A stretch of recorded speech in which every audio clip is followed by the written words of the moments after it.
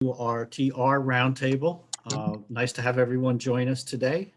I hope you're doing okay with the recent, well, here in State College, it was a recent ice storm.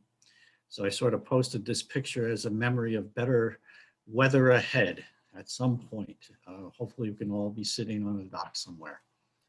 Um, This is the TR Roundtable. We hold these roundtable discussions periodically throughout the year to talk about issues relevant to your particular section of recreation.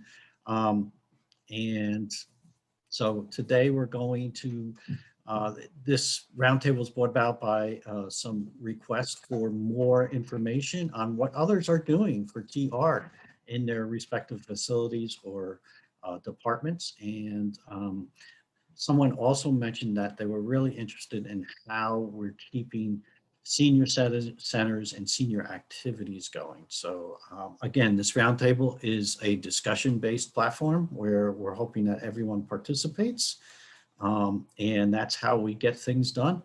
We have no particular agenda except it's focused on TR issues or therapeutic recreation issues. My name is Dan Hendy, not PRPS training. I am the education manager here, and I am joined by Nikki T, who is our director of programming at PRPS. So welcome everyone, and we can just go ahead and get started. As I said, there's no real agenda, but I thought I'd lead off with a question and ask everyone how you doing.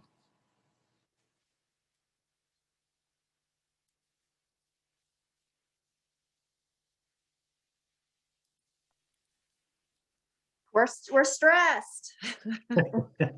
we're stressed. Everybody is. And I see your double mask. That's really quite something there. I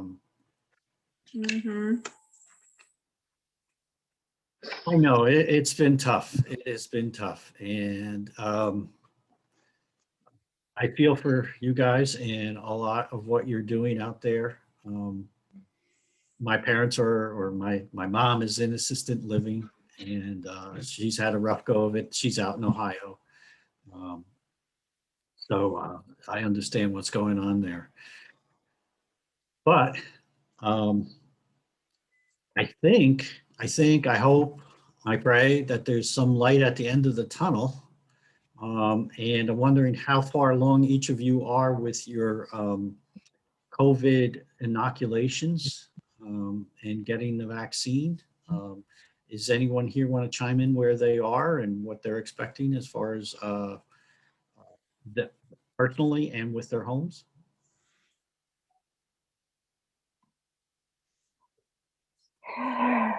Am I still unmuted?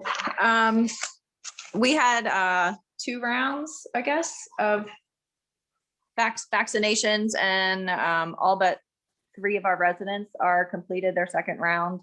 I think there's another one tomorrow. So, and about half the staff have chosen to do it. So today, or actually yesterday, was the first time since October that we've had our residents out of their rooms for small groups. So restarting that today, but it's still just crazy because honestly, we're just spending most of our time feeding them in their rooms, like all staff, like 6 hours a day, we're feeding our residents. And Leah, where do you work at, Leah? The Margaret Mao Home, York Margaret County. Mao. Yep. Mm-hmm. You said that your staff got to choose whether or not they're vaccinated. They're not required. No, it can't be mandated. Okay, I wasn't sure because I know I have a friend who works in a healthcare facility and she's required to get the flu shot. So Right. She was also required to get the COVID vaccine. So I didn't know how that worked in your facility. Yeah, it's not a mandated. So the flu shot is, but yeah. Oh, interesting. Thank you. Thank you, Leah. Anyone else want to chime in on where you guys are with vaccines? Hi, I'm Tracy? Tracy. I'm from Virginia, and I like to join y'all's group sometimes to kind of see what you are doing over there in Pennsylvania. But we've had all of our staff have all had vaccinations. I work in Parks and Recreation here, so we've all been vaccinated, and hopefully we'll get, all of us get our second round in the next week or two, for depending on when you got it. So then the center where all the employees were doing it, hopefully we'll open that up to the public right after all the employees are done with all their rounds. So I would say more than half of all of our county employees, not just Parks and Rec, but all county employees have been vaccinated at this point for at least one dose. Wow, that's great. Yeah. And what, so you have a senior center there? Is that what you're saying? We do have a senior center in our recreation center, but we have not been doing anything pretty much since March. They've been doing some Zoom activities, I believe, but the senior center has been closed. So I know they're having meetings right now to talk about things that they possibly could do, because the center itself is very small. We call it a senior lounge. It's not really a center because it is so small, but hopefully we can open it up to do some maybe bingo activities or something in our larger conference rooms that we have at the rec center. So they can still space out. But here in Virginia, we still can't have more than 10 people in a space, in an indoor like room. So I don't know what you guys are doing over there, but we are very limited to how many people we can have. Right now, our classes, even our aerobics classes, we can only have 9 participants and 1 instructor in a room right now. So that's where we're really struggling, because that's a governor's order, and hopefully that will be lifted at the end of the month, and maybe in March we can actually start doing some larger classrooms, because we do have the space. We can easily space out 20 people in a room if we have to, but we still can't do it no matter the size of the space. Right, right. Your county that distributed the vaccine, or? I work in James City County in Virginia, which is in Williamsburg. Yeah, and so it was the county that administered, but now from what I'm understanding, the Virginia Department of Health is now taking over all the scheduling and everything. Since all the employees are now vaccinated, the Virginia Department of Health is taking over the all of the patrons of the county to now get vaccinated. Yeah, I think our regulations have more to do with percentages than number of people. Like, so if you are in a facility that can hold 100, you know, according to fire code, you get to use 10% or something like that. But I'm sure it comes in along the same lines as yours. Yeah. It's really kind of small. Let's see, on the chat box, which you can also use to respond or ask questions. Elizabeth said, I got my first dose of vaccine end of January.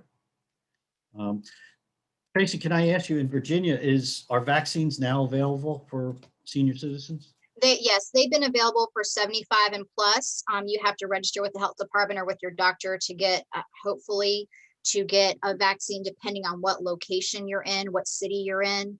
And we're also open for 65 and up right now to make appointments. And then, of course, if you're high risk, and then if you're a frontline worker. So those right now are the only people in the public that can register to get a vaccine. Yeah. Okay. Thank you.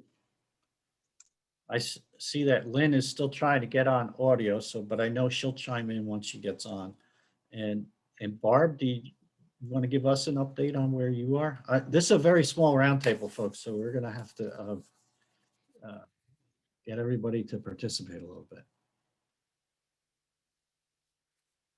All right.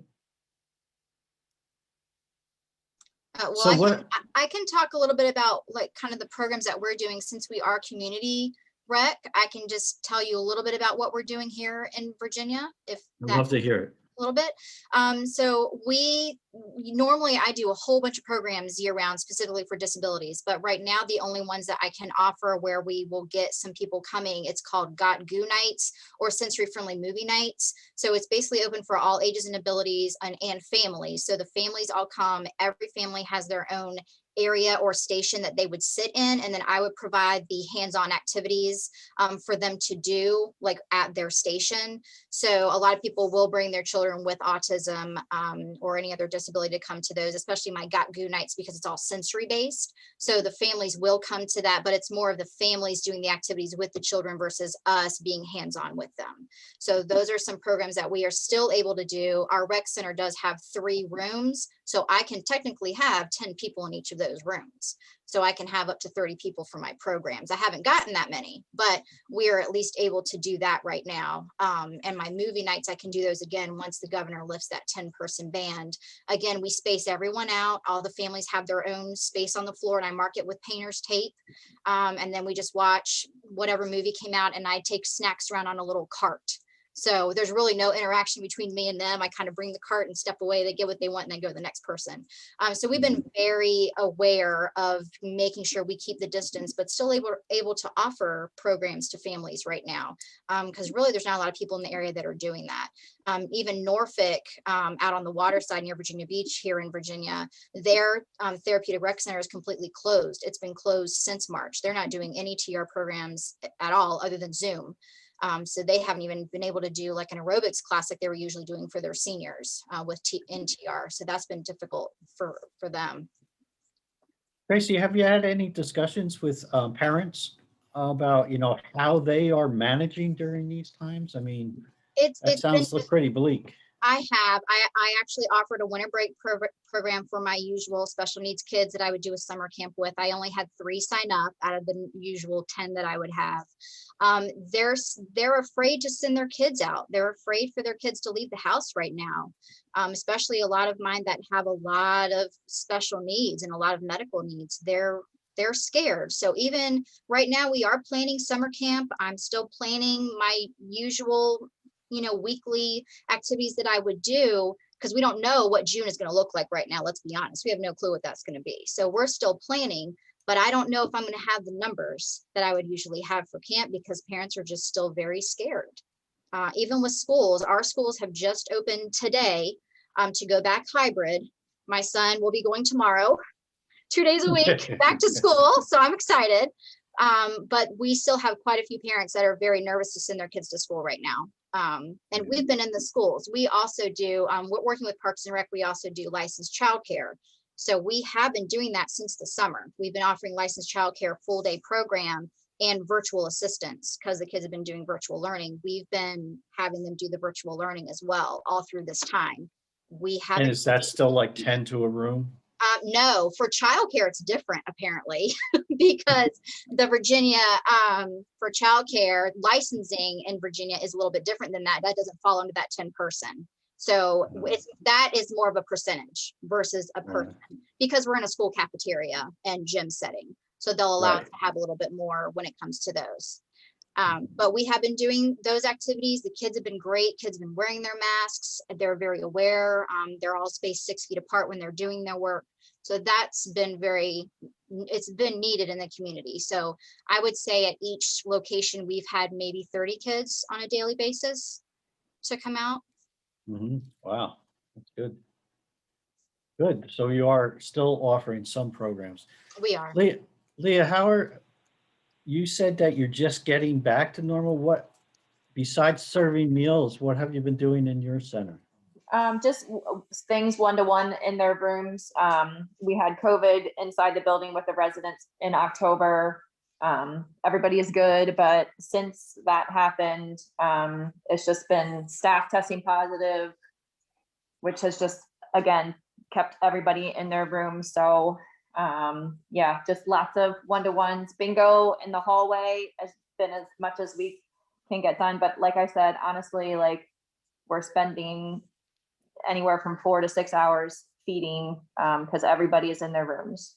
So they're handling it great, honestly, but it's getting long. So yesterday we restarted family visits. So again, seeing them through a plastic wall type of thing. There's no touching for a 30-minute visit.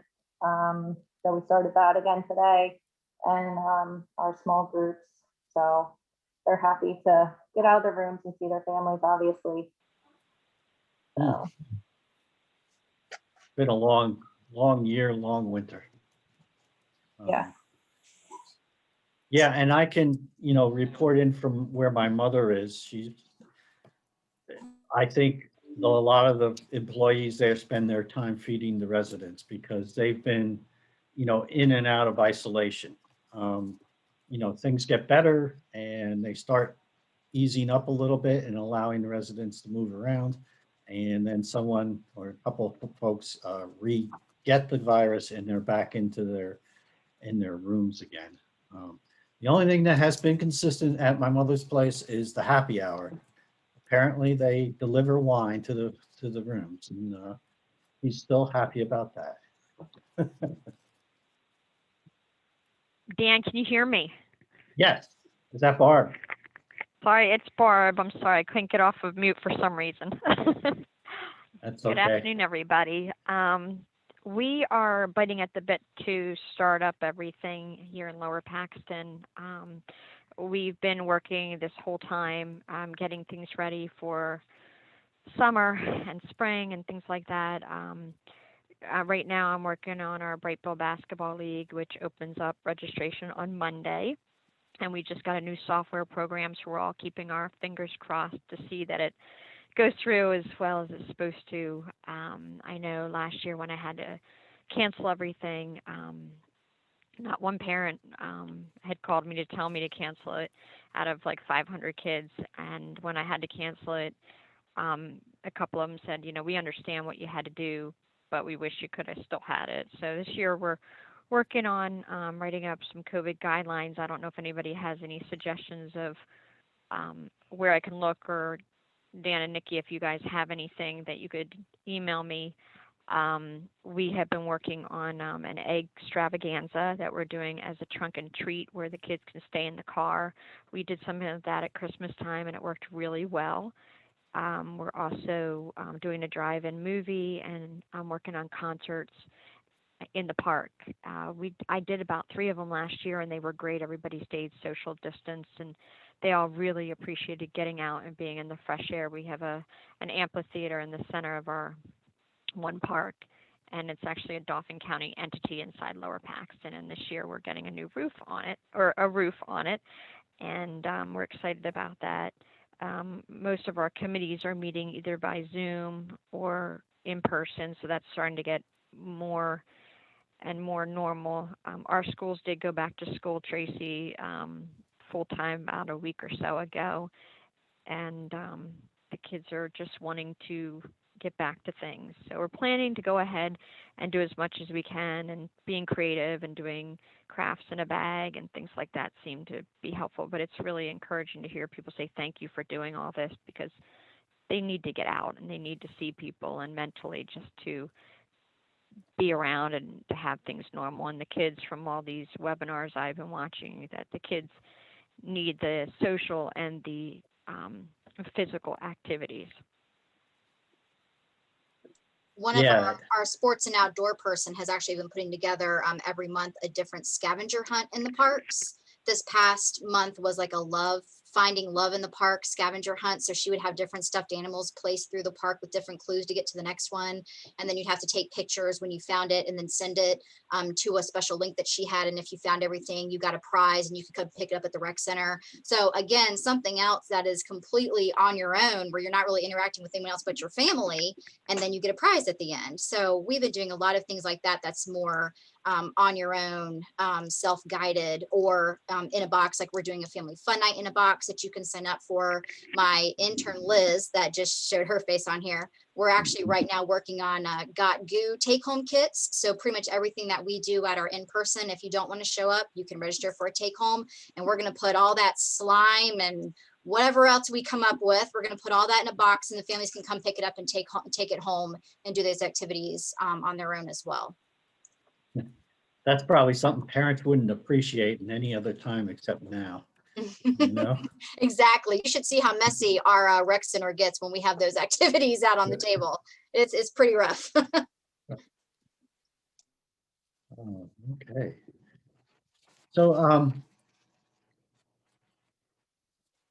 Barb, you mentioned that you were looking for some COVID guidelines, and I'll tell you, the CDC has just, well, not just, but I was on the site yesterday, and they updated a lot of their information within the last couple of months.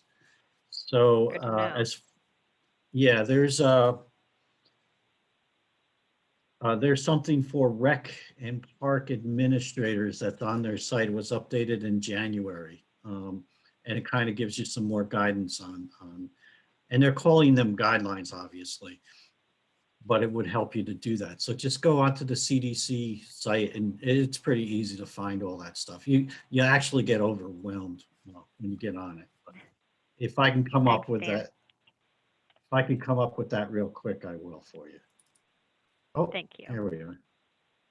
And Let me Tracy, see. we did a passport to the parks, right? Created a passport, and you go throughout the parks and you have to find certain things to get people more familiar with our parks.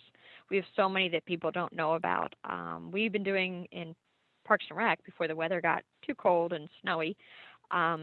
We were going out to a different a different park every week for our meeting, and we got to see parks that are in the middle of a neighborhood, which was really cool. We call it a park tour. We've done something very similar in the past, and I think the scavenger hunts has kind of taken over that a little bit more, because I think it's more kid-based. If you say scavenger hunt versus park tour, I think the kids are liking that the name scavenger hunt a little bit more. And we've been doing the same thing, just picking a different park each month to do those different scavenger hunts in. And I think at one point, because this is James City County, this is our 40th anniversary this year. So we've actually had like a little rock going around painted that says James City County 40th anniversary, that they've been hiding at parks, and also encouraging people to go find the rock and take a picture of the rock and send it back. And you can be entered into a drawing to win like a free membership or something to the rec center. So they've been doing all sorts of fun ideas, which hopefully we keep those, because I kind of like it, moving forward. Hopefully we don't get rid of all that stuff. And Depart, are you getting is your department getting vaccinated too, or how are things in Pennsylvania? No, okay, Oh, I well- didn't think so. Well, you're in Pennsylvania too, right, Dan? Yeah, but since I'm not with You're an more north. agency, yeah, and we're Oh, not, okay. it would be different for an agency versus us. We're sort of a small business. Yeah. We have not. It is, I think, older people right now. But I will say, we have been working this whole time. We have never had a day off. And our township, we are life essential here, and we've not been working from home at all. At first, it was very scary, but we have all stayed, knock on wood, very healthy. We keep our distance and we stay at our desks, and we're just so busy right now. But we're very lucky that, we have been pretty healthy. But no Mhm. vaccines yet. Mm. But we have a Yeah, very small department right now, too. There's only Mhm. 4 of us. Yeah, we're all waiting in Pennsylvania. I believe right now it's 75 and older, and people in the essential workers, and people who work in assisted living. Well, that's essential anyway. But yeah, we haven't got that far along yet. So Leah, you were talking about, getting back to normal, or trying to, and you said you got them out a little bit. What's your next step? What do you think? Next step, according to our boss, is hopefully getting them on outings starting in March, which I'm not sure if that means one person on the bus or 2 people on a bus. I'm not sure that far ahead. And then I guess just continuing with the small groups, we have been doing takeout meals where we've ordered for like a whole hallway, where we're picking a different place and ordering them food just for something different. So hopefully tomorrow we'll be able to bring them to the dining room and spread them out and let them eat there. But again, they haven't seen each other since October. They haven't, it's just been difficult. We do a lot of FaceTime with families. We do FaceTime between the residents themselves also. So yeah, we'll see where we go from here. Not sure. So hope we get tested twice a week. Staff get tested twice a week. Residents get tested once a week. But they have the vaccine. Will they get tested that many times?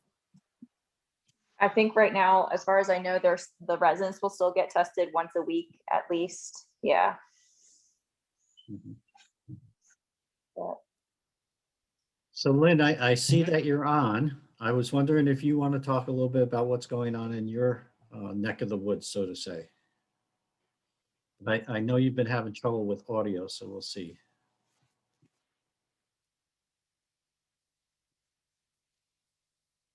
All right.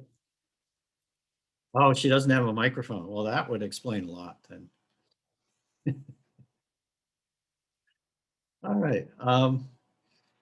Anyone have some burning questions they'd like to ask? I mean, this sharing's been wonderful. And sharing those ideas. I did post in the chat room that address or the link to the new guidance for CDC.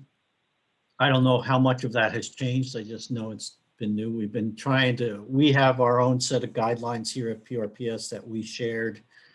When was that, Nikki? In April or May with our members. And so it's due for an update. And that's pretty much what we're doing is we're searching all the websites again to get updates and hopefully modify the plan going forward. So,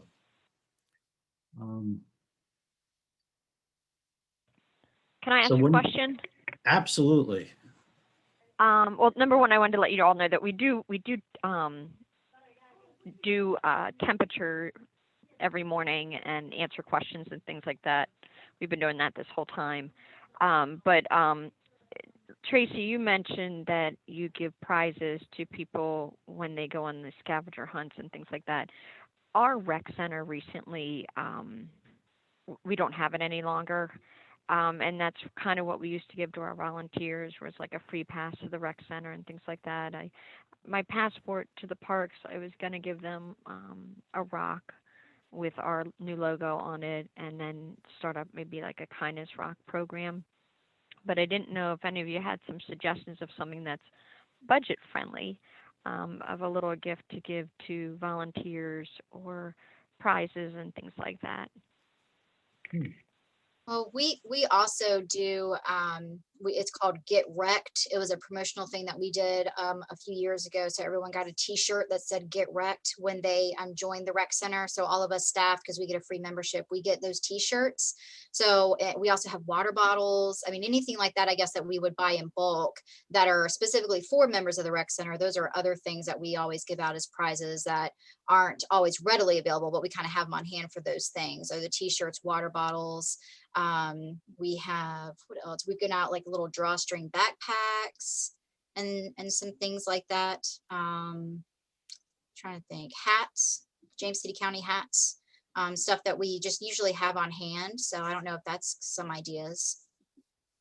Barb, if you're looking for really budget friendly, if you can partner with any local businesses, a lot of times they can give small discount cards or gift cards. I know one event that I used to be a programmer for a department here, and we would give out large amounts of prizes, and whether it was for an egg hunt or similar event. And there's I guess it's a frozen yogurt place called Sweet Frog, and they would give out these great discount cards, and that would be part of the thing that we did. So whether it's a gift card, discount card, stuff like that, and the local businesses love doing it because a discount card just means that you're going to spend more money at their store, right? Because you're not going to go in and just use a discount card, because you're going to take someone else with you and you're going to spend a lot more money. So it's a great way to create that partnership. And a lot of times they're going to want to do that event more than once. So you could try that.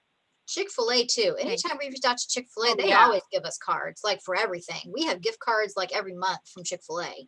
So they're awesome. It's a good one. Yeah. There's so many, whether it's a local business or some of the more friendlier chains, Chick-fil-A, Walmart, Panera sometimes. But yeah, definitely if you're looking for budget friendly, because I've been with agencies that the budget is very tight, those can help. Yeah, we did the lanyards and the bottles and things like that, keychains, cabinets, things like that. But that's a good idea. I do have a local yogurt place that has given us stuff in the past, and I'll look into those other ones. Thank you. And what's the site that has all the bling? Oriental like the Trading Company? Or Company. Imprint, Oriental Yeah. Trading, Promo, something or other. Yeah. I remember when I way back when, and when I had my recreation department, we had a logo design contest that we put out to the community. The winning design got a prize of like $50. And then I put the logo on all these little mini Frisbees, like 6-inch Frisbees. And it was a hit. And it really wasn't that expensive to have that all printed up and stuff. And I'm For sure Memorial kids, Day one year, for Memorial Day one time, we gave out little bubbles that were a necklace, and we put our logo on it, and people loved them. They blew bubbles the whole parade. oh, there you go. I get those from 4 Imprints, but sometimes the cost gets expensive. Mhm. Yeah. And back to the senior living, Lynn was able to type in, they've been doing small groups depending on room size, been doing individual and university testing as needed. They're in the middle of a small outbreak, but not enough to lock the place down. That's good. She got her shots. They are limited, but freedoms increase as cases go down. No volunteers or special services, only as needed. I am surprised your group is considering outings. Is that doctors and services, or is that more leisure inclined? She wanted to know, Leah.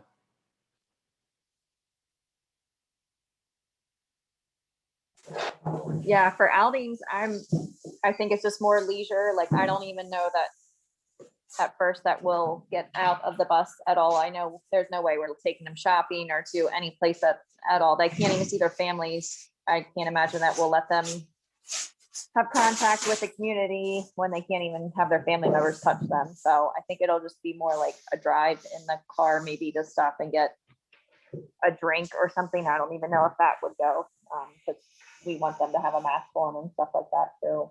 So. You know, not only does my mom live in assisted living, but my mother-in-law also lives here locally in Foxdale, and they're locked down also. They are just starting to permit limited visits. But we have been able to take Nancy out on drives and just drive around the countryside and let her get out for a half hour or so. It's really beneficial. So I would encourage you to keep going on that, Leah. It just did so much for her to just be able to get out of her little apartment for, an hour or two. So.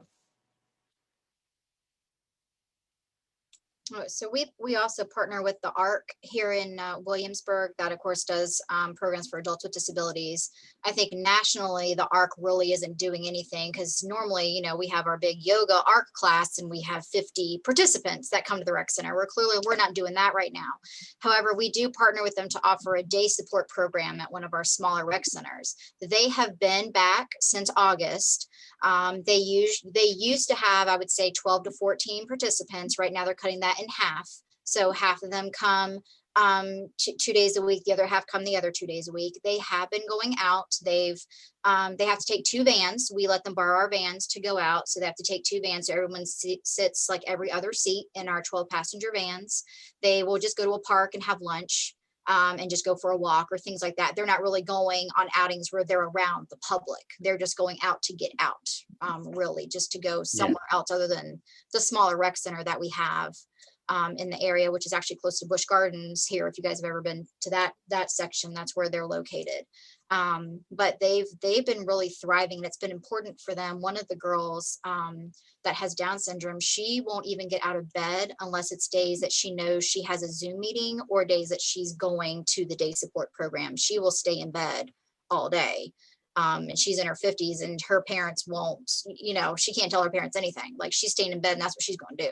So the days that they were doing ARC meetings were the only days she would get dressed and actually sit up in bed, really hit home for us that we needed to do something to allow them to come. And, it is a smaller room than what what we would like. However, each participant has their own 6-foot table.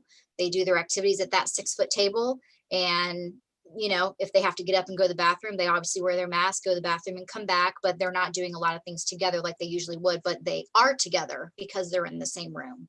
So that's really been wonderful for them. And the parents are very grateful and they love it. So we've been, thank goodness. And Liz has been down there. My intern, Liz, has been down there with me a couple of times to go see them, just to visit. And we, of course, do the temperature checks, and we have the whole screening questions that we have to answer. If you've been around anyone, you have a temperature, or you have congestion, whatever those questions are that the CDC says we can ask. We ask those twice a day of all the participants. Yeah. And Liz, let me pick on you for a minute. How is your internship different than what you expected? I mean, you must have had people before you do internships and they experienced it one way, and now you're in this totally different space. And what would you advise those of us who are considering, you know, having interns during this COVID time? Well, I will say it's very different, to say the least, but it's been a blast, and I'm really thankful to Tracy for letting me do it in person, because like she mentioned, Norfolk was closed. Like, I had applied to a lot of different places, and a lot of them were just not accepting interns or wanting to do it all virtual. And I didn't want to do everything online. I wanted to actually be with kids, be with people. And so Tracy gave me the opportunity to do that. So it's been really fun. I've been doing the programs she mentioned, the like childcare, at one of the sites, the Rec Connect program with kids. So we assist them with their virtual learning, and we help them with games. And I'm currently doing a disability awareness activity for each month as like my internship project to teach the kids. So it's been really fun. It's been really different, and I really do miss like in-person things. So it's been nice to be able to be in person with the kids. And my advice to like anyone trying to or considering getting an intern would be to take them on in person. I think it's so worth it, because the experience really does need to be hands-on, and it's so much better for the kids or the adults with disabilities, whoever you're working with. It's just so worth it. So yeah, it's just I couldn't express more how excited and how much I love this internship, but I don't think it would have been the same if it was all online, if that makes sense. No, it does. It does. No, that's good to hear. I'm glad you were able to do it though, Tracy. That's Yeah, because, you know, frankly, I don't think I'd have enough work for somebody else to do for 40 hours a week virtually, because I barely have enough work virtually when we were at home for a couple months. I was going crazy. So, because we didn't have anything, we had no programs. But luckily the county, because I have 2 children. And so when schools closed, you know, any of us that had childcare issues, the county was gracious enough to help us as employees out by giving us a special COVID leave. Basically, if you had childcare issues, you would be able to stay home, but not, you know, completely not get paid. We still got paid something, which was good. I was able to keep my benefits, but still stay home with my kids while my husband went out and made all the money at that time. So that was very helpful that the county was able to do that, because really, I don't know what we would have done at that time, because I couldn't be reassigned to go out in the park because I had 2 little kids at home. So at that time, it was basically, since programs were canceled, anyone that was a full-time was expected to go work in the parks, because our parks never closed. Our fields were closed, our baseball fields and basketball fields were closed, but all of our other parks and trails, everything was completely open. So we just needed staff to monitor the parks and make sure people were doing as they were supposed to be doing. But a lot of us with kids, I couldn't go work 8 hours in a park, because, you know, that's what life was for the first 4 months of everything that was going on until we figured out what to do. and I will echo that. And I know Nikki had the same experience. We felt like we were spending every day planning, and then the next day revising those plans because of the changes that happened. And that just gets to be frustrating. You feel like a rat on a wheel, or a hamster in the cage there. And thankfully that's slowed down a little bit, but there's still that element to it where you're planning, and then you have to be able to roll when the punch comes. And sometimes it doesn't this time, which is good. It's just all good. So that's what I'm looking at. I hear from you guys that, yeah, we're still in it. We're still in the middle of it, but Am I wrong for thinking that some of us are starting to see a little light at the end of the tunnel there? That's not a train? Leah, you probably are. I'm looking at you, Leah. I have a question about getting your second vaccines. We're kind of in planning mode right now because most of us will be getting them in the next couple weeks. We're in the works of kind of staggering people's second vaccine because we hear that the second one, a lot of people aren't feeling very well. So we don't want to, 10 people calling out sick. So we're basically kind of sending people every other day to get that second dose. Have you guys experienced anything like that? Anyone that's had their second dose? I'd Go say ahead. most of the residents handled it well. And I haven't heard too many things. I mean, there were some rashes and some fevers and stuff like that, but nothing Okay. more significant than that. But we also had a couple dates where we got vaccinated. So not everybody was getting their second dose at the same time also. So for us. My wife got her vaccine. She's a mental health worker. And the second one put her out for a day. She got sick or felt very sick, very weak, and but it was only a day. And then she was able to go ahead. And interesting enough, another side story is one of her coworkers, they were staggered, but before the second dose could take effect, she contracted COVID. So get it I done was as gonna, fast as you can, you know? I was gonna It say the might- same. Go ahead. My great aunt is in a care facility and she got her second dose of the vaccine and she somehow got COVID in between the doses and it was very mild. I mean, she's been in the care facility for months now and by all means getting COVID could have easily taken her out. She's very frail.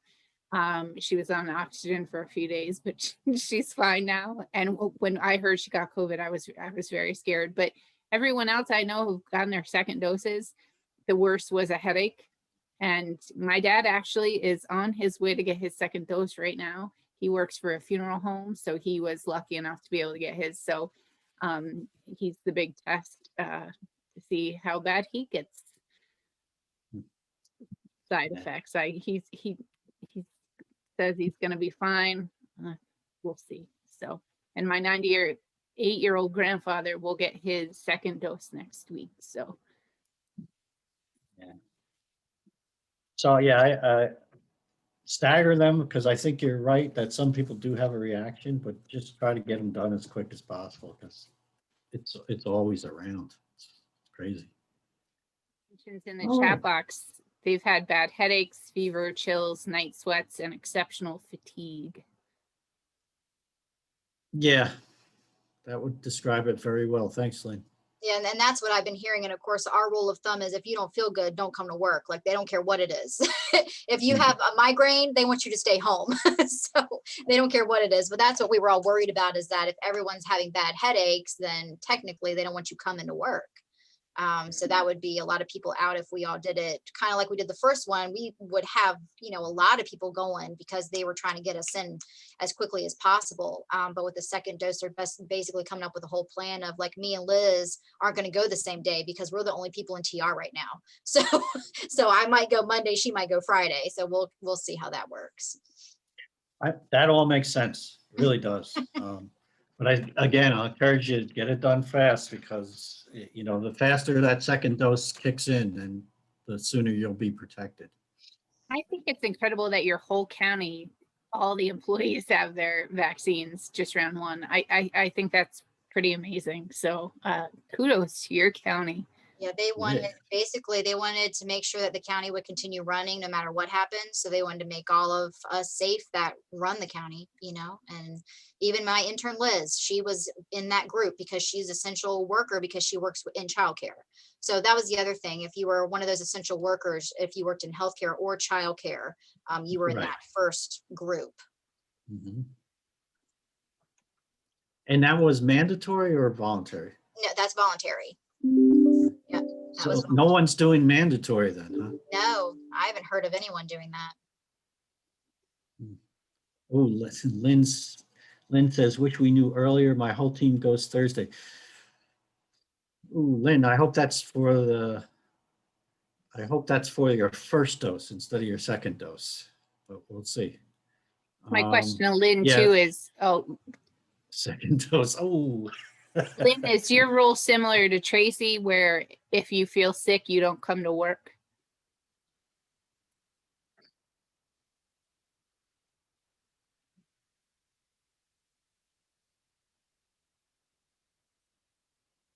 Mm, For the most part, but not as strict. Okay, thank you. mhm. Well, hopefully Well, maybe, it doesn't affect any of your staff, or if it does, it's very minor, maybe just a little headache. That's it. yeah, like a lot of folks have said, a large portion don't feel, don't feel much or anything at all. So even though our shots aren't mandatory for the county, we did, if you refused to get the shot and it was offered to you, we did have to sign something saying that we were declining the shot. And in that statement, it also said, basically, if I refused it and then I got COVID, then I wouldn't be able to take advantage of the COVID leave that the county is offering. So I would no longer be Oh. eligible to take that if I'm declining to get the shot, unless it was because, a doctor said, no, you can't get it because, you're at risk for whatever. If you had a medical reasoning, then that would exempt you. But it's basically saying that I couldn't take the COVID sick leave if I got COVID, if I denied the shot. Mhm. Leah, did they have any carrots like that for you, for your organization? Yeah, we had to sign a waiver if you didn't get it, but yeah, it can't be mandatory at this point because it's not approved by the FDA. So I think Lynn had said that too. So Right, she did, yeah. yeah, we also like if we're not feeling good or maybe have had some exposure, we have the ability to do rapid testing when we come. So we would get a rapid test right in the morning, which would be like maybe 15 minutes till you got those results. So we also have that option. So for people that are experiencing a headache or congestion and you just don't know, we are able to do a rapid test. Do that right on site. Mm-hmm. Oh, that's nice. Yeah. Okay. All right.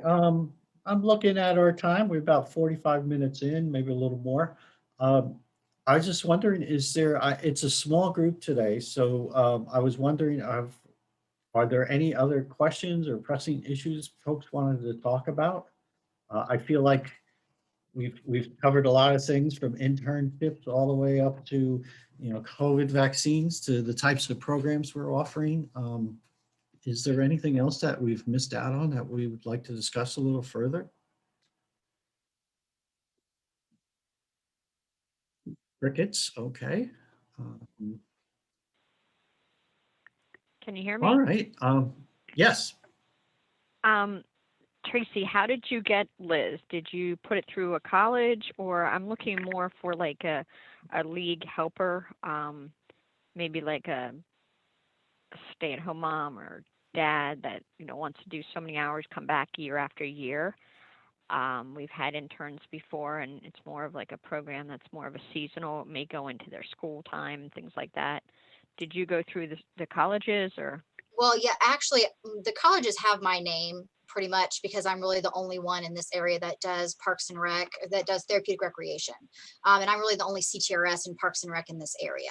So all the college already have my name. If you want to do Parks and Rec, they call Tracy. So, and I had already, from the college that Liz goes to, I had just had an intern the previous semester from that same college. So she just reached out to me immediately when she was available to do that. So George Mason, Liz, George Mason, Okay. and Old Dominion University, as well as Longwood University. So all basically the ones here in Virginia that offer therapeutic recreation are the main ones that always reach out to me. And Barb, I can add, we actually have a intern helping us with our DEI initiatives. And we were lucky enough to get him through Temple. They have a pretty good recreation department and a therapeutic side of things. And the woman's name is Dr. Deborah Blair, just the way it spells, just the way it sounds. And she might be someone you could reach out because it's a relatively new program. And That's good to know. and we were lucky to get him. He's been great so far. And and just to add on to that, I think contacting any university or college in your local area will pay off dividends, because I'm sure a lot of these places are looking for internships with the amount of closures that have gone on in traditional internship sites. I think you might have some success. May have to do a little legwork, but I think you could find something. Well, and I know right now, especially in all of like Facebook, the therapeutic rec Facebook groups that I'm in, there has been so many students that are reaching out saying, I need something virtual, in person, anything. I need an internship, because they're at their senior year. And, you know, people like me, if I would had to do a virtual one, I wouldn't be able to take one, because there's no way I could keep someone busy for 560 hours, you know, doing a virtual internship. So I know students are out there looking. It's just, you just got to, you know, be on their platform of whatever Facebook platform they're in, or whatever Facebook group they're in, to find them. I also don't know if this is helpful, but the way I found Tracy, like how she explained, my professor told me about her. But a lot of the time, at least with Mason, is like therapeutic rec specialists would contact the professor for therapeutic recreation at Mason. And then the professor would send out an email blast to all of us and let us know, hey, this person is looking for an intern. And that worked really well. A lot of people would get their internships through email blast from our professor, but the person looking for the internship had to reach out to them first. So I don't know if that's helpful, but that's what happened to me and it worked. Mhm. For some reason, Thank you you. can't find an intern. One way I would get help sometimes too, and this, whether this was in summer for summer camp staff or just seasonally for programming, moms who were, a lot of them just happened to be teachers who were now moms, or started, I'm not explaining it well. They were teachers, they became moms who were just looking for some part-time work or looking to get back into the working field. They liked working for me because they got to work with kids, but it wasn't a full-time teaching job. So sometimes that's helpful. So depending on what kind of programs or who you work with in the area, that can be a good outlet to tap into, because a lot of my best staff were just moms looking to get back into the field. They had experience, and yeah, they were great. And what did you do to find them, Nikki? Where did you go? Sometimes they were parents in my programs, and sometimes I just put it right on our website and just said, looking for so many hours a week. Depending on what you're looking for, it can be, you know, during the day, or sometimes, you know, if you leave it flexible with them, especially, I would just put it on our website. Sometimes I put it on our social media pages. And that was kind of the best way. And sometimes if you already knew who they were, that could put some of them in the no pile, but some of them could be right in the yes pile, because you knew their work ethic, you kind of knew them as a person, and that was helpful.